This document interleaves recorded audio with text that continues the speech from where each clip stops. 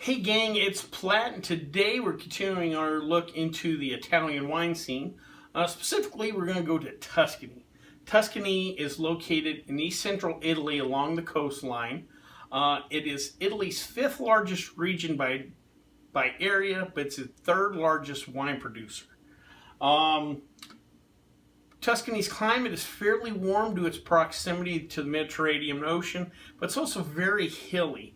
Many of the vineyards in Tuscany are located between 500 and 1,600 feet above sea level. This allows, depending on the layout, you can get certain angles to the sun certain times of the year, or whatever allows the winemaker a little latitude as far as that goes. Winemaking in this region began with the Etruscans around the 8th century BC. Later on, of course, the Romans took over and spread their empire. But after the Roman Empire fell, it became the job of the local monasteries to maintain the wine culture and basically help it through the Middle Ages. In Tuscany, there was one of the first attempts to regulate the wine industry. Something called the Arte dei Vinificatori was created around 1282. It was a guild of local wine merchants, vineyards, what have you. They wanted to set up some rules on labeling and sales. One of the more famous rules they set out was no sales of wine to children or prostitutes. I get one, I'm not sure about the other. But anyway, even back in 1282, again, people were thinking about standardization, regulation of the wine industry. And it's something, as we go through Europe, we'll see a continuing thread. Tuscany has three notable region/wine styles. There's Chianti, which many of you may have heard of. There's Brunello di Montalcino, and then finally Vino Nobile di Montepulciano.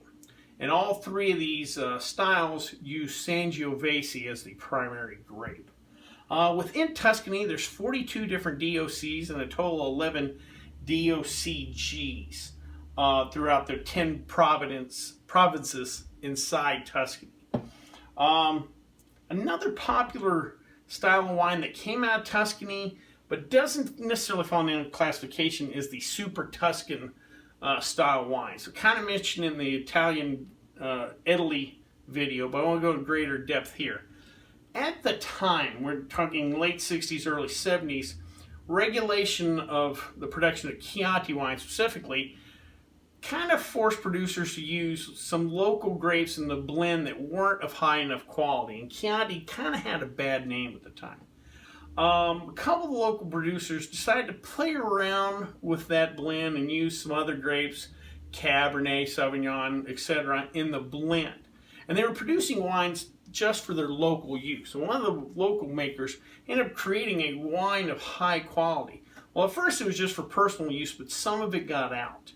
And because it didn't follow DOC guidelines, it was just labeled as generic table wine, which would have been fine, but what happened was some of this wine got to critics' hands, and they loved it. And there's kind of an outcry, hey, how can we label this table wine? This is better than a lot of those DOC and DOCG wines. And what it ended up creating was a push to create another layer of labeling or work a little bit with producers that could produce high quality wines that just didn't fit in tradition, and help bring about the IGP designation. And and with that designation, allowed Italian winemakers to kind of play around a little bit more. Again, as I said in the Italy video, you won't see Super Tuscan on any labels from Italian wines. It's a term actually used more for international producers, like American producers, who are trying to produce a style of wine just like those IGP wines, and know that name is kind of catchy. Besides the classic red wines of Tuscany, they also produce something called Vin Santo. It's a dessert wine from the region, and it's produced a little different than other dessert wines from like France and Germany and Canada. In France, you have something like Sauternes that has noble rot. It's a mold or a fungus that will shrink the grape or dehydrate it, and that helps concentrate sugars. In places like Canada and Germany, they produce ice wine, where they leave the grapes on the vine, let them freeze, and again concentrate their sugars. Here in Tuscany, what they'll do is they'll harvest the grapes and leave them out to dry, almost turning into raisins, and that's how they concentrate the sugars, thus creating a dessert wine. The particular Tuscan wine we're going to try today is Bellini Rosso di Carlo, and on the bottom of the bottle we'll see that's a Vino Rosso, or a red wine. And one of the things we'll notice is we don't see a DOC sticker on it. So what I've got here is table wine. The base grape for this table wine is Sangiovese. So let's give her a try.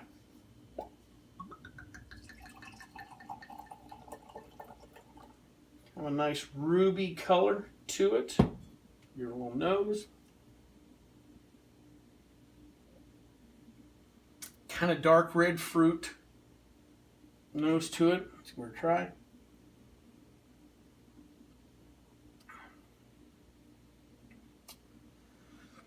All right, a little fruit, just slight hint of acid on the tongue.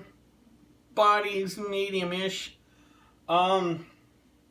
This is a red wine. There's not much to it. I don't get a lot of tannins.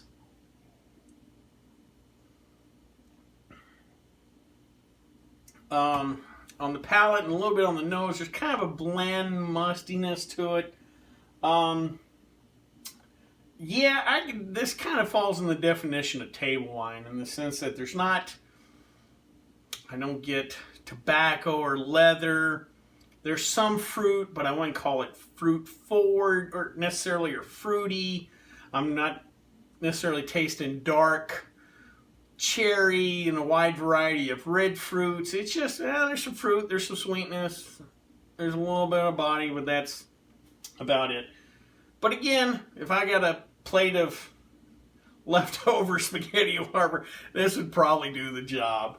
I hope you liked this video, and if you did, please subscribe down below. Any questions, comments, or concerns, you can leave them in the comment section, or you can always contact me on the Twitter page. Till next time, bottoms up.